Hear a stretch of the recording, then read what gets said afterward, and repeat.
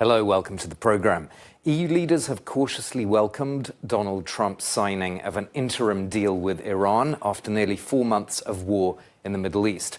But it's only a memorandum of understanding, and Europeans know the US president too well to celebrate prematurely. Well, this conflict has led to the most severe disruption in energy supplies in decades, and the EU has scrambled to contain the costs. And so it's fitting that we should be talking about this to the European Commissioner in charge of energy and housing, Dan Jorgensen. He's a Danish social democrat, and he was Minister of Climate, Energy and Public Utilities in the Danish government. Welcome back to the programme, Commissioner. Thank you so much.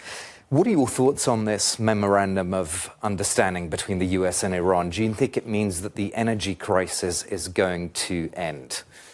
Well, first of all, we very much hope so, that it will lead to a lasting peace. And we obviously, at the same time, are very well aware that if that happens, that's not the same as saying that then from one day till the next we'll be back to normal. It will take months to rebuild what's been destroyed in the infrastructure giving us oil. It'll take even longer in the gas infrastructure, probably years. Yes, we hope that this is a very positive news story and that this will lead to peace. But we are also very well aware that we still have some challenging months ahead of us. Some have said that the response by EU member states to this energy crisis has been too piecemeal, too fragmented. Of course, you did propose a toolbox for member states, but we've seen big differences in their individual industrial relief measures or measures to help consumers. Do you think there should have been, with the benefit of hindsight, more of a kind of centralized crisis management response, perhaps along the lines of what happened after COVID? I think that one very positive thing about the situation has been, first and foremost, that there's a consensus that we're much better situated at dealing with a crisis like this than we were in 22. Meaning that, yes, we have had a price shock, and yes, it has hurt industry and citizens, but not at all compared to how bad it would have been had we not done the things that we've done since 22, which is deploy more renewables, become more energy efficient, and diversify our supply chains on fossils. So that's number one. Number two, it's very clear that there's a consensus now also that we really cannot risk getting in these situations again and again. So we need to become independent. We need to have our own homegrown energy, and that is renewables. How to deal with a crisis when it erupts like this? It's clear that there's pressure on all policymakers and all governments in Europe to help alleviate some of the worst effects for vulnerable citizens, for instance, and vulnerable parts of industry. And member states have done so in different ways. We've tried to coordinate as best we can, and it's too early to say yet what the conclusion is. But I will cautiously say that we've done much better again than we did in 22, because we have managed to make sure that what member states do has been temporary and targeted when it comes to subsidizing fossils. This is important because otherwise we would risk undermining the more long-term transition. Are there guarantees that it's temporary? Because, for example, the European fiscal watchdog, the EFB, has said that in the past subsidies stayed on beyond the worst of the last energy crisis, and then that created a bad precedent.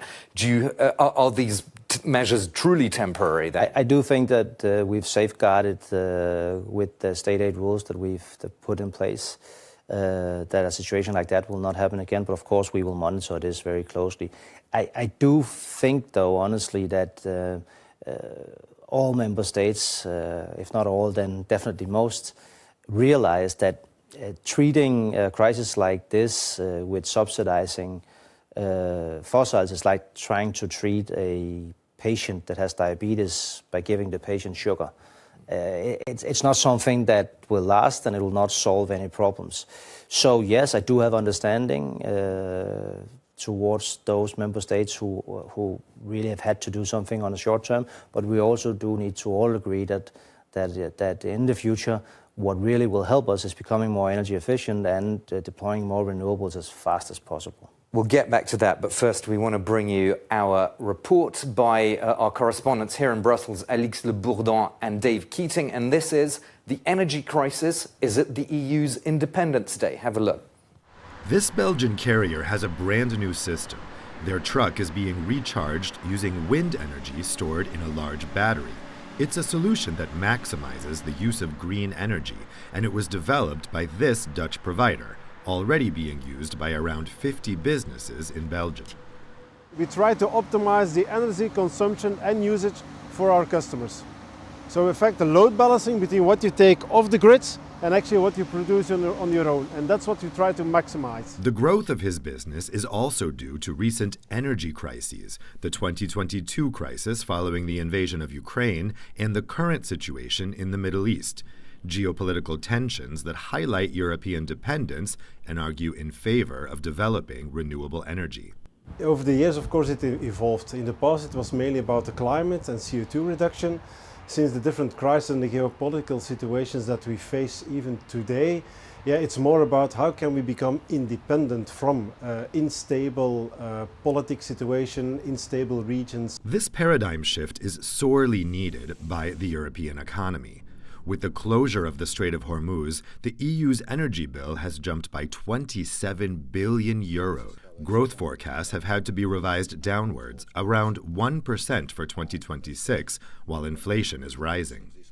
We are in the exact scenario everyone wants to avoid. It's what we call stagflation, meaning very weak or negative growth with high inflation.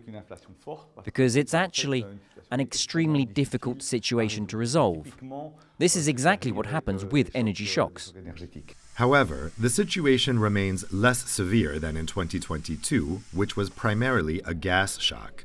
Nevertheless, Brussels is closely monitoring the budgetary responses of member states. The Commission has relaxed state aid rules to support industry, but this aid can only be temporary.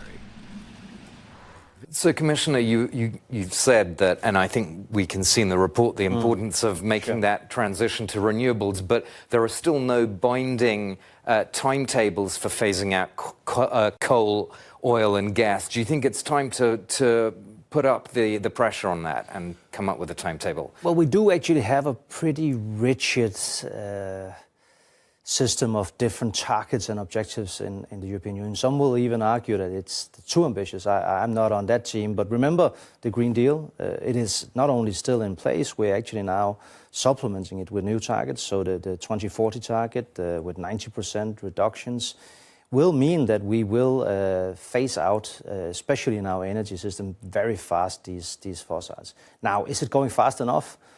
I don't think so, but it is going quite fast. Let me give you a few numbers. Last year, we deployed almost 90 gigawatts of new renewables. 90 gigawatts, that's enough to supply 90 million homes with electricity. Or, put a different way, it's almost as much as the collected production of nuclear electricity. So it really matters. Solar is moving fast. Electric vehicles are booming right now in the sales. So it's not going fast enough. We will also present a new electrification plan very soon, but it is going in the right direction. On that E word, electrification, just for our viewers, a fact from the European Commission, currently just under 23% of Europe's energy consumption comes from electricity. That's to say electricity accounts for just under 23%. Other big powers like China are ahead of Europe on that, aren't they? So how would you want to close that gap? I think that's one of our main problems. And it's a bit of a paradox that on one hand, we're doing not good enough, but pretty good in deploying more renewables, and it's going quite fast. But why are we doing that? Well, that's because we want some of those green electrons to replace some of those black molecules from the fossil fuel. But if we are to do that, then we need electrification. So the stagnation that we've seen there, we need to deal with. And that's why we're in the process, getting very close to the end of that process of analyzing what are the barriers, why hasn't this happened? And then within a few weeks, we will present a plan with a target and different policy tools as to achieve this. We now have another major and brutal heat wave hitting parts of Europe, particularly Western Europe, the second in 2 months. There was a big one in May, of course. What is this? Do you think this is going to somehow focus people's minds on the need to change things like energy efficiency in buildings and homes?